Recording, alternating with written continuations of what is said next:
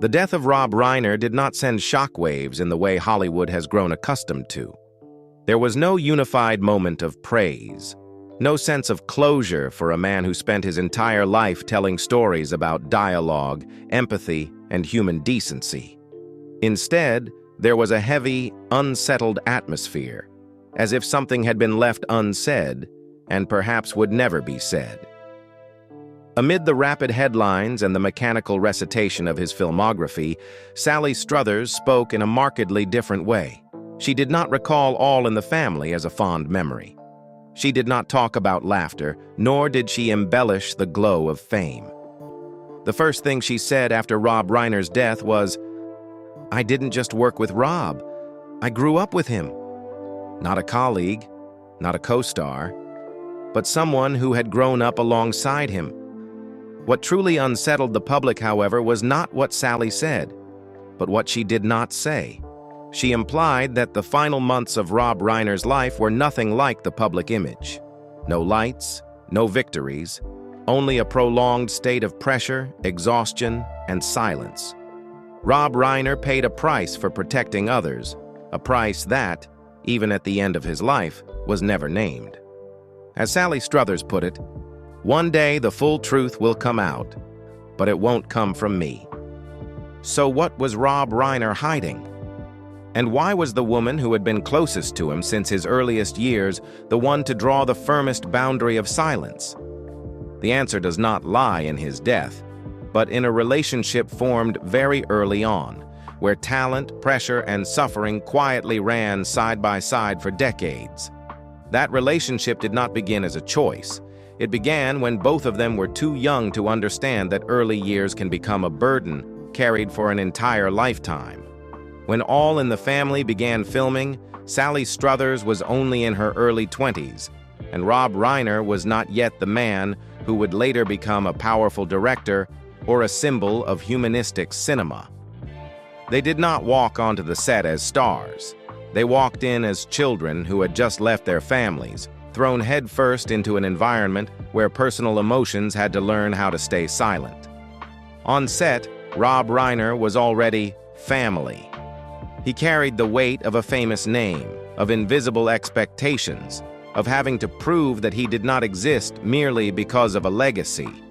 Sally Struthers, by contrast, was a young woman who had lost her father not long before, stepping into an on-screen surrogate family where the roles were scripted, but the emotions were entirely real.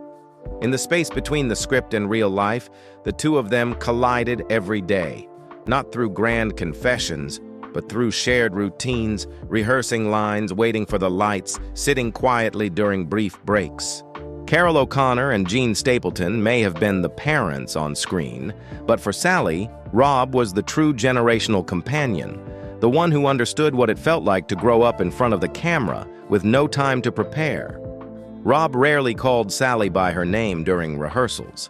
He called her the girl, a form of address that sounded distant, yet revealed their shared state of mind with striking clarity. Neither of them was allowed to be fully themselves. They had to learn how to exist within roles defined far too early. It was during those years that the bond between Sally Struthers and Rob Reiner took shape. Quietly, without fanfare, without declaration, without a name. It was not an ordinary friendship, nor merely a professional partnership.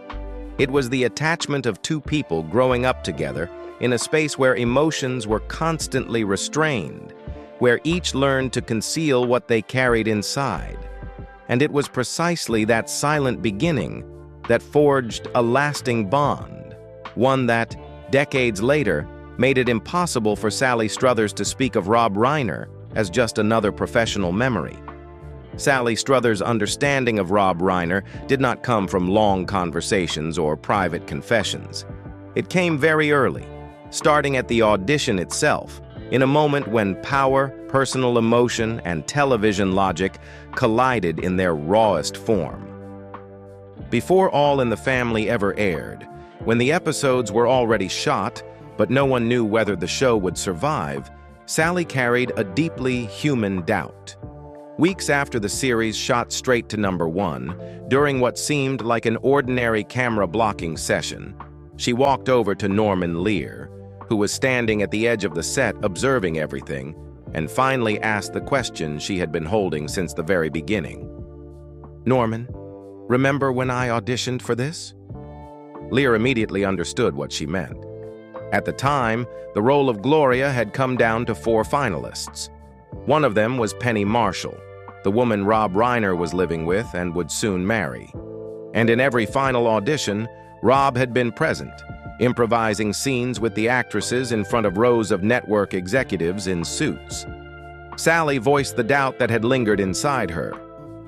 "I really thought that Penny would get it. He was living with her and soon to marry her. I mean, was I really the funniest one in the room when we were doing the improvs for all the suits?" The question carried no bitterness. It was the self-interrogation of a young woman standing inside a system where personal relationships and professional interests are rarely cleanly separated. Norman Lear paused for a beat, then answered with the blunt truth of television. "Well, no. We just started thinking if the show is a hit and audiences start to really like it. Do we want the daughter to be her mother's daughter? Or do we want her to be a daddy's little girl?" That answer revealed the core of the decision. Gloria was not chosen because one person was more deserving in real life, but because of the emotional structure of the show. Penny Marshall would have created a Gloria who mirrored Edith, but they wanted a Gloria who would confront Archie head-on, and that was why they chose Sally. Lear finished with a line that was both cruel and devastatingly precise. "We chose you because, just like Carol O'Connor, you have blue eyes and a fat face."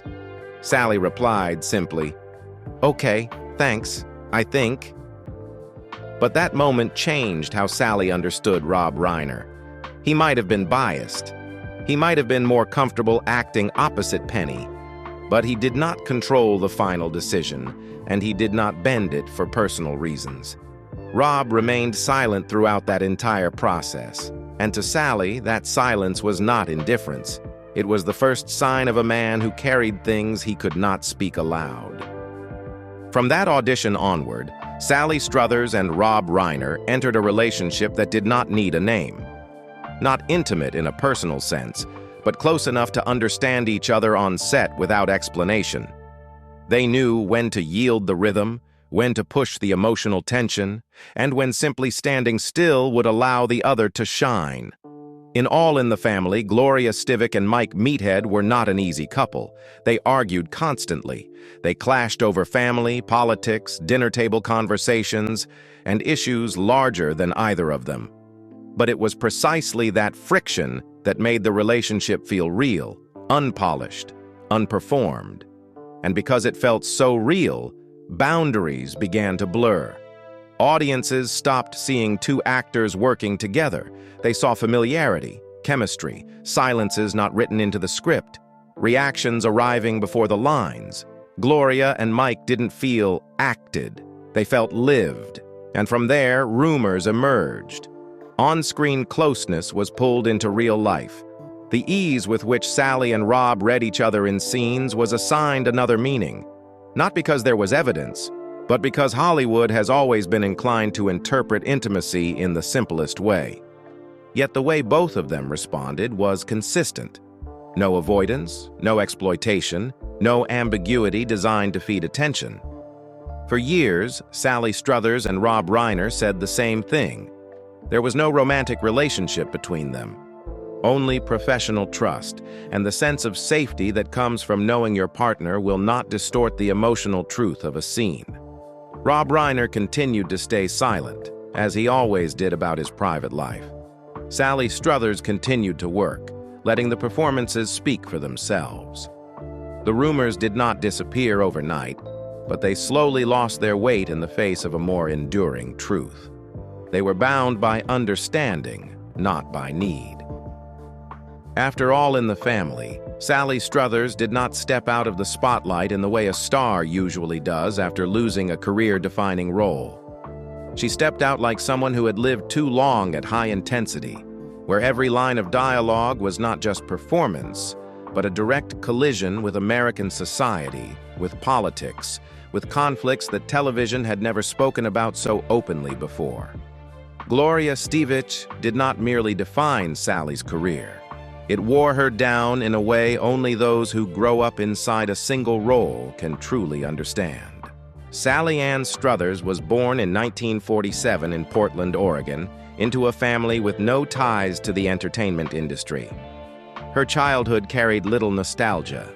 Her parents divorced early, and her mother raised her under tight financial circumstances. Sally grew up in an environment where emotions were frequently suppressed, something that inadvertently sharpened her ability to observe and respond to everyday conflict. Acting did not arrive as a glittering dream, but as an escape, a way to speak the things that real life never asked her to say. In the late 1960s, Sally appeared sporadically in small television roles. She did not stand out for classic Hollywood beauty, nor was she positioned as a rising star. But when All in the Family began, that very lack of polish became an advantage. Gloria needed a face that wasn't glamorous, an energy that was both impulsive and wounded, and Sally brought exactly that. Success came so quickly there was no time to prepare. All in the Family became the center of American cultural life. Sally won 2 Emmy Awards and became a familiar face across the nation, but she was also locked into a single image. Gloria did not allow her to disappear and begin again. Every role that followed was measured, compared, and often dismissed before it could even be understood. When All in the Family ended, Sally Struthers did not vanish, but she was no longer standing at the center of American television the way she once had. Instead of being handed roles that extended Gloria Steinem's glory, she entered a dense yet quiet working phase, where every part had to carve out its own space beneath the enormous shadow of the past. From the late 1970s onward, Sally appeared steadily on television in films such as The Girl Who Came Gift-Wrapped, A Gun in the House, 2 Weeks in Another Town, along with numerous guest roles on popular series of the era. She worked consistently, but she was no longer positioned as a core star. To Hollywood, she was now a familiar face, yet one so tightly framed by collective memory that no one quite knew how to use her again. As film opportunities narrowed, Sally returned to a place with less glamour but greater rigor: the stage. Broadway became the space where she could exist without comparison to Gloria. She appeared in productions such as Grease, Chicago, Annie, and Wally's Cafe, not as a television icon, but as a working actor who had to hold rhythm, breath, and presence night after night. It was a quiet but deliberate shift, from image to craft. Alongside theater, Sally entered an entirely different territory: animation voice work. Voicing Pebbles Flintstone in the Pebbles and Bam Bam Show and later Babette Dell in Gilmore Girls, she found a new way to exist on television. Not through a face that had been fixed in place, but through a voice, something that was still free. Yet this period also revealed most clearly the price of early success. Sally later admitted there were years when she worked continuously but was barely mentioned in the press. No scandals to keep attention alive, no major roles to fuel a comeback, only a steady, resilient professional rhythm, and the feeling of being pushed outside the central orbit she had once helped create. Her personal life, too, gradually retreated from public view. A marriage that ended. Life as a single mother, few tabloid appearances, no scandals to preserve her name. She chose a relatively private existence, where work was no longer something to prove herself through, but simply one part of the rhythm of living. In the present day, Sally Struthers is no longer spoken of as a star, but as a living witness to a bygone era of American television. While Sally chose to narrow her professional life in order to retain personal control, Rob Reiner began to step away from the very role that had made his name. Emerging from All in the Family, the two moved in opposite directions. One withdrew from the center, the other shifted position in silence. After leaving All in the Family, Rob Reiner did not disappear. He simply changed where he stood, stepping away from the role of Mike Meathead. Stivic was neither a reaction against fame nor a rejection of the past, but a cold, calculated decision. Rob understood his limits in front of the camera, and he also understood that staying too long would lock him permanently into an image he could never escape. In the early years after the series, Rob tried acting sporadically, but he did not cling to it. Instead, he turned seriously toward directing, working behind the scenes, studying rhythm, scene structure, and the way dialogue carries emotional weight. When This Is Spinal Tap was released, it was not a loud explosion but a clever pivot. Humorous without demanding big laughs, satirical without moralizing. From there, Rob moved through a sequence of films that never repeated themselves. Stand By Me confronted childhood memory head-on. The Princess Bride played with fairy tales through disciplined restraint. When Harry Met Sally elevated dialogue to the foreground. Misery pushed psychology to the edge of suffocation. A Few Good Men transformed argument into moral conflict. What linked these films was not genre, but Rob's way of controlling space so that others could shine. He did not force actors to perform his way, but built a framework that allowed them to reveal themselves.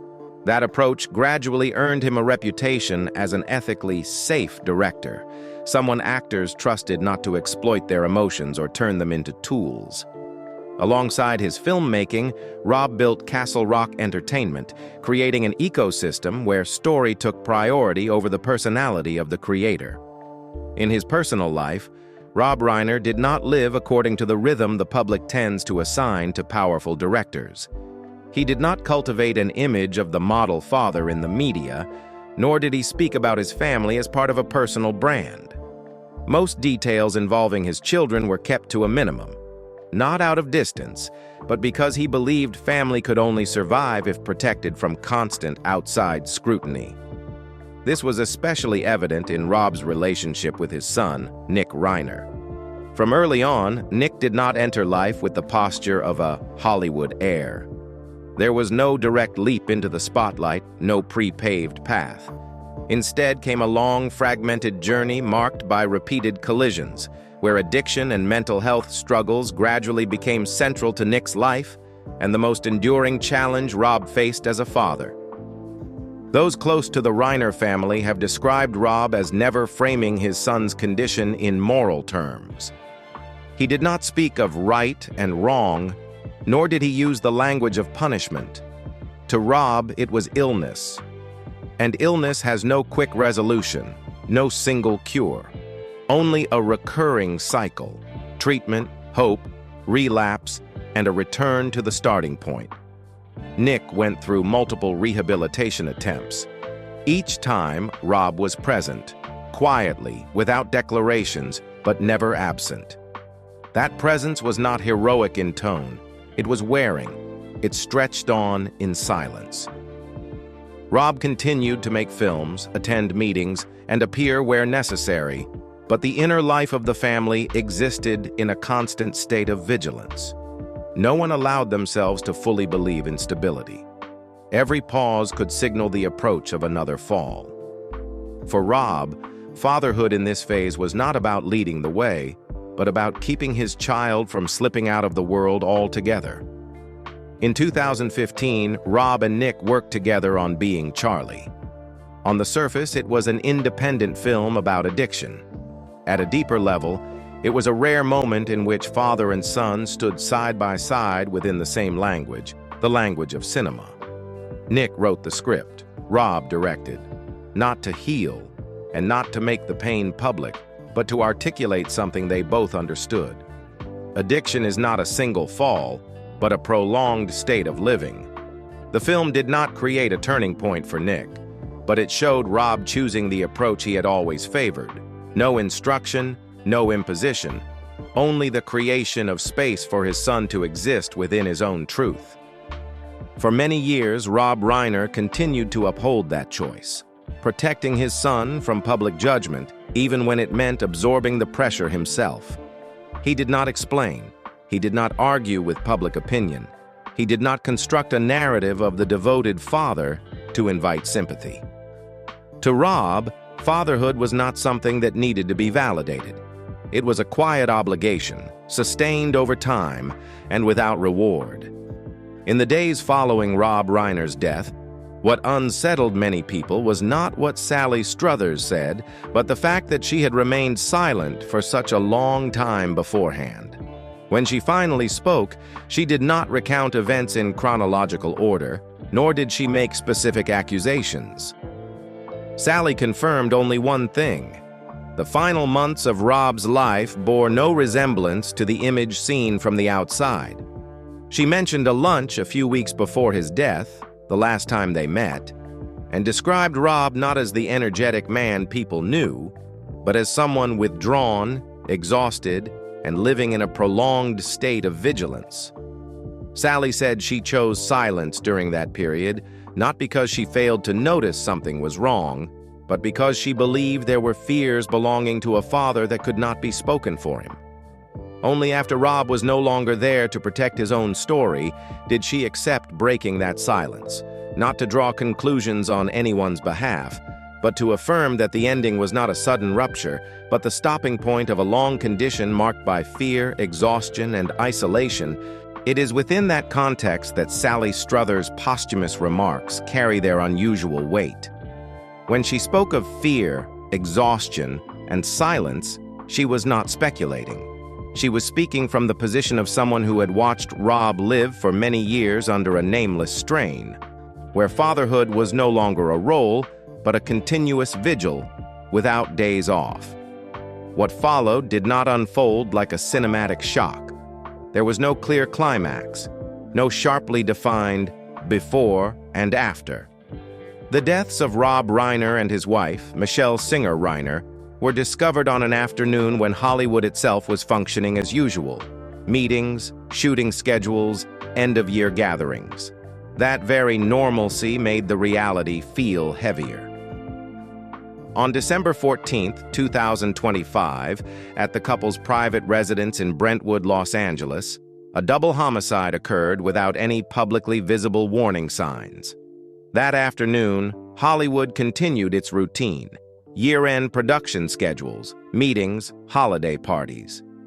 There was no chase, no recorded emergency call before the bodies were discovered.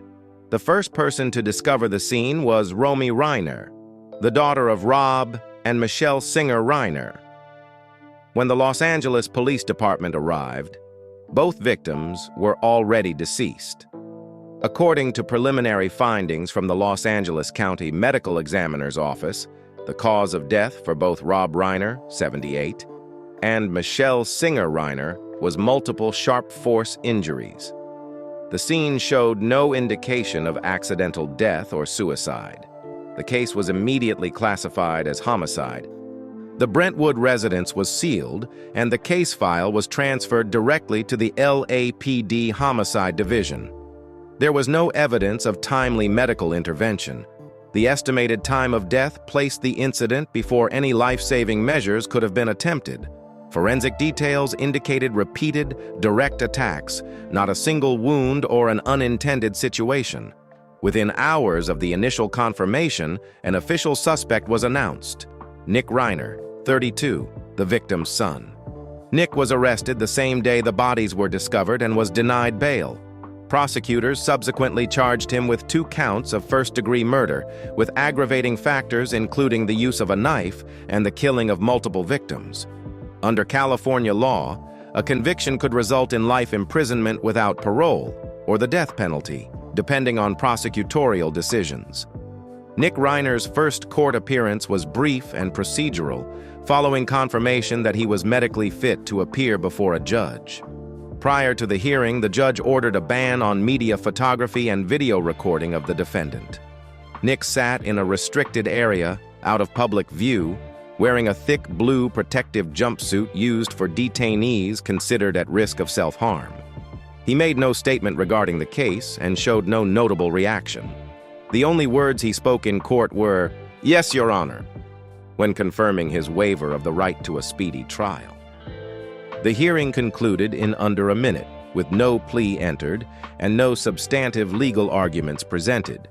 Defense attorney Alan Jackson confirmed that the proceeding was a continuance of arraignment with no material adjudication and stated that the formal arraignment was scheduled for January 7, 2026.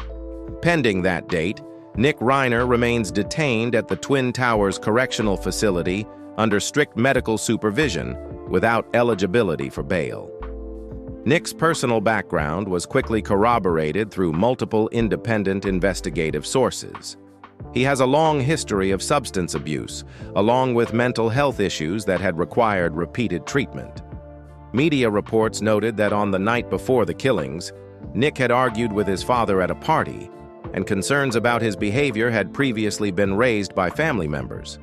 These details were not presented as proof of guilt, but became part of the broader context that both prosecution and defense could not ignore. A particularly sensitive legal issue emerged soon afterward. Nick's legal defense is currently being funded through the estate left by Rob and Michelle. Under California's Slayer statute, an individual convicted of intentional homicide is barred from inheriting from the victim. However, until a final verdict is reached, the estate remains in legal suspension and may be used to meet legal obligations. This places Rob Reiner's lifetime legacy, real estate, intellectual property, film revenues, into an unprecedented public situation, being used to finance the legal defense of the person accused of killing him. The Reiner family issued no extended statement, no rebuttals, no appeals for sympathy. Those close to the family say the only decision agreed upon was silence, not to conceal anything, but because no language remained precise enough. Any explanation at this point risked distorting what Rob Reiner had lived with for many years. The truth that love, illness, and responsibility sometimes collide in ways that cannot be repaired. After the legal details began to surface, after words like homicide, charges, and custody started to dominate the headlines, another kind of silence emerged. It did not come from investigators, but from those who had stood closest to Rob Reiner in his daily life. And among them, Sally Struthers was the one whose silence felt the most unsettling. Sally did not respond immediately. She did not appear on camera, did not write a long statement, did not use the familiar language of Hollywood memorials. When she finally spoke, it was not to recount the death, but to sketch a psychological space that had existed long before it happened. Her first sentence was neither biographical nor professional. "I didn't just work with Rob, I grew up with him." That choice of words erased all professional distance. Not colleagues, not co-stars, but two people shaped together in the same pressurized environment, growing up within an industry that does not permit weakness. What unsettled those following the story, however, did not lie in that sentence itself. It lay in the layer that followed, when Sally gently peeled away the public image people had clung to for decades. She said plainly, "The last months were not what people think." There was no romanticizing, no late-life triumph, only a reality different from what Hollywood prefers to believe and prefers to retell. At a moment when attention was fixed on actions, responsibility, and consequences, Sally Struthers redirected the story toward a prolonged psychological state. She described it with three simple words, without metaphor. There was fear, there was exhaustion, and there was silence. Not sudden fear, not temporary fatigue, but a recurring, accumulating condition, erosive in nature, something only those very close could perceive. When speaking of Rob, Sally did not call him a victim, nor did she elevate him into a moral symbol. She said only one thing, but it was enough to shift the axis of the narrative. Rob protected people, even when it cost him. There was no direct accusation, no names were spoken, but the cost was placed exactly where it belonged, not in a final moment, but across an entire lived process. And then Sally stopped. No further explanation, no clarification, no continuation. Her final sentence felt like a door left ajar but locked from the inside. One day the full truth will come out. but it won't come from me. It was not a promise, nor an evasion. It was a boundary drawn by someone who understood that some truths, if spoken at the wrong moment, would only deepen harm, rather than bring justice or peace. This story does not close with a truth fully revealed, but with many truths remaining held in their proper place. The case involving Rob Reiner and Michelle Singer Reiner continues within the legal framework. What belongs to emotion, motive, and the inner life of that family cannot, and perhaps should not, be reduced to a convenient explanation. The silence of those closest to Rob Reiner is not an absence of information, but a boundary formed after years of living under sustained pressure. Rob Reiner spent his life telling stories about dialogue, responsibility, and moral choice. Yet the ending of his own life does not allow for a neat cinematic structure. It leaves behind a more uncomfortable reality. Some tragedies have no climax, no final confession, and no character who is entirely right. If you wish to continue following this case, or if you have your own perspective on how Hollywood confronts losses like this, share your thoughts in the comments below, and subscribe to the channel to stay updated as the legal record continues to unfold.